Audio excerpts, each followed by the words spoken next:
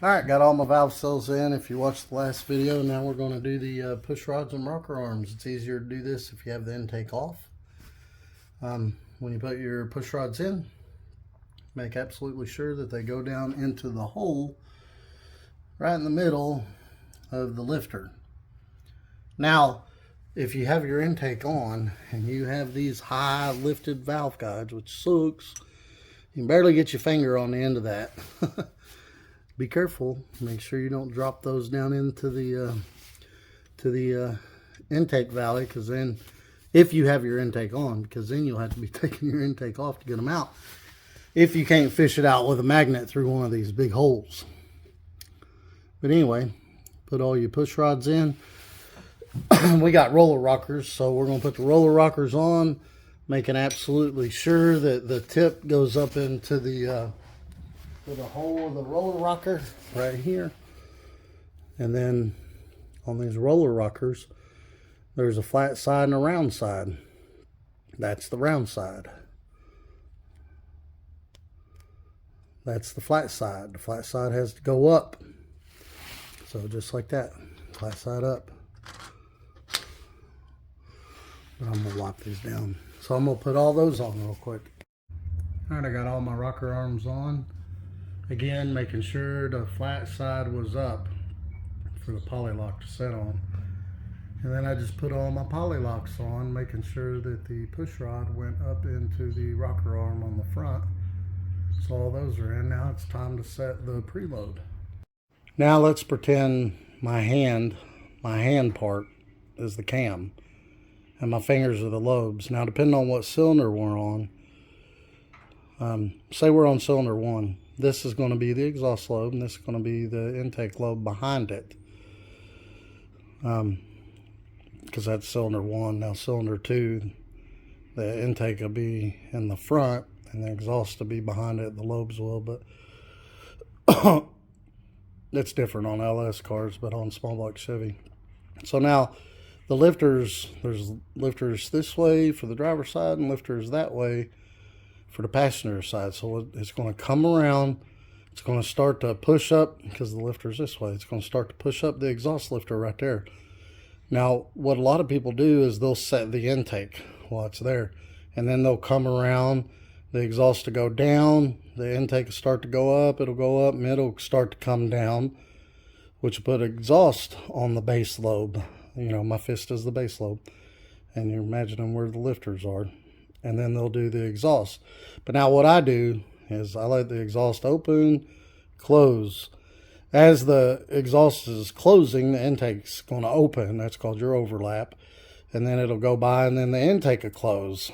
Now the cam spins half the speed of the crank. So if I turn the crank another quarter turn, then that'll give me an 1/8 turn on the cam. So that'll put both of them on the base lobe, and I do both of them there. So I let the intake lifter come up, and then it close, and then I turn the motor over a little bit, and it puts them both on the base lobe. And then I set them both that way. Keep in mind, on LS, it's depending on what side of motor you're on. It's intake, exhaust, intake, exhaust, intake, exhaust, and then on the other side it's exhaust, intake, exhaust, just depending on what side of the motor you're on. I forget which side it starts with intake and which side starts with exhaust. But on small block Chevy, it's exhaust, intake, intake, exhaust, exhaust, intake, intake, exhaust. And you can just see that. Here's the exhaust runner. That's the exhaust one. That's the exhaust one. Here's the exhaust runners, exhaust runner, exhaust. So intake runners, intake runners, intake. So I just pay attention to the intake. So on this one right here, this is our number 1 cylinder. One, that's the driver's side, front to back, 1, 3, 5, 7. Oh, knocked that off. And then on the passenger side, 2, 4, 6, 8. Firing order is 1, 8, 4, 3, 6, 5, 7, 2 on a small block Chevy. On LS, it's a little bit different. So now we already see our intake lifter is either going up or coming down. So I'm going to turn it over until that intake It goes all the way down. Then I'll probably give the crank another eighth to a quarter of a turn. That'll put both of these on the base lobe, and then I can set both of those. All right, I've turned it all the way over.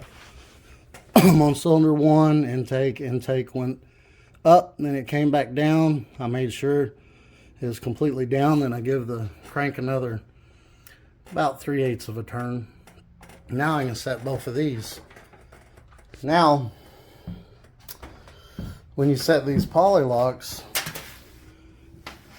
the poly locks are really easy because make sure your Allen's screwed out far enough, because you'll feel when it hits if your threads are good. You got good clean threads. See, it hit right there. Now, just to double check that, I'm going to grab the push rod and move it up and down. Don't spin it. Spinning it make you get it way too tight, because this will be bottomed out and you'll still be able to spin it. Don't do the spin method. Do the up and down. I should have no up and down movement, and I don't. And this one probably do the same thing. That's a good thing about poly locks. If you got good clean threads, it'll tell you when you hit it. See, hit right there. And no up and down movement. Now, if you got stamped steel rocker arms, they're a little bit tricky. You put the rocker arm on, and then there's a washer. The washer goes flat side up. Then there's a nut.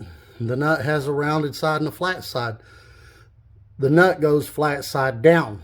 Now, and those are lock nuts, so they're kind of hard to turn.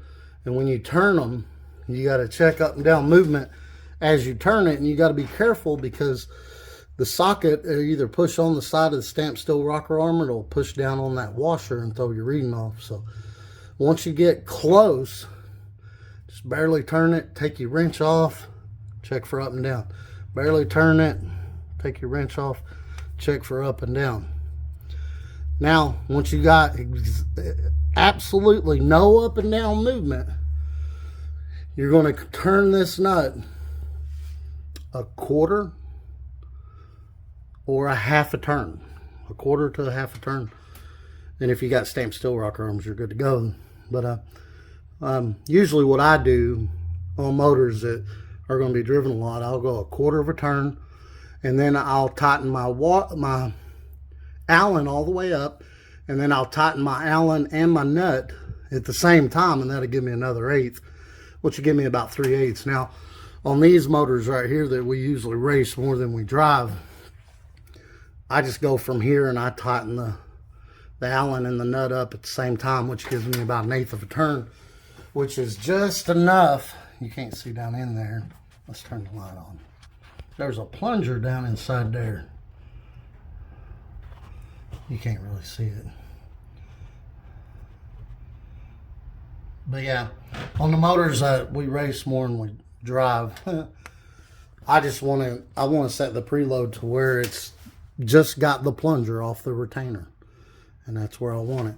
And that being said, it's about 1/8 of a turn.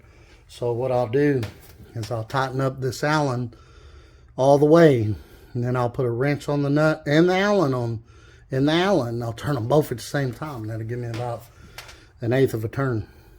Now, once you got that one set, you can turn, that's one. So you can turn the motor exactly a quarter of a turn and go to the next one in the firing order, which is 8. Do that one. Quarter turn, 1, 8, 4, 3, 6, 5, 7, 2. Quarter turn, go to the next one in the firing order, and just do them all that way. But yeah. So here we go. Tighten that up all the way.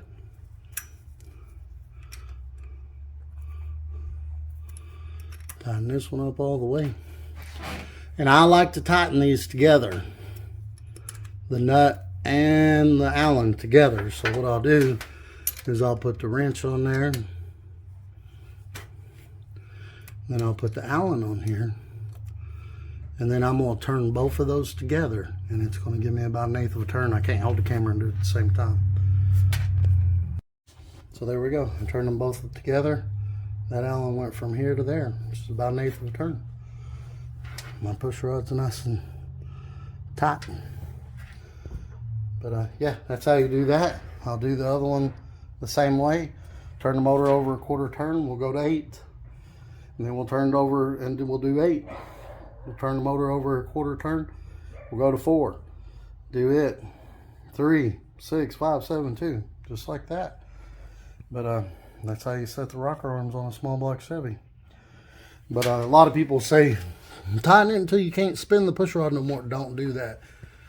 Because if you have a soft lifter, you're going to get it way too tight. You want to tighten it up till it'll still spin, but just until you don't have any up down movement on that push rod. And once you get that, you do your preload turn, and then which, like I said, if it's a car we drive a lot, I do a quarter turn. Then I tighten them both up together, which puts it halfway between a quarter and a half, which is 3/8. But on these, where I race them a lot, the looser you set these, the better they run at the track. I don't understand why, but they do. And but you want to make sure you tighten them enough that it comes off the plunger, because you don't want that plunger beating the retaining clip. There's a retaining clip and then there's a plunger. You want to get it tight enough that it comes off that retaining clip, because you don't want that plunger beating on that retaining clip over and over. It's liable to pop out. But anyway, that's how you set those. Y'all have a good one. Oh, also, I forgot to mention, I like to tighten those both up together, because if you don't, they will come loose.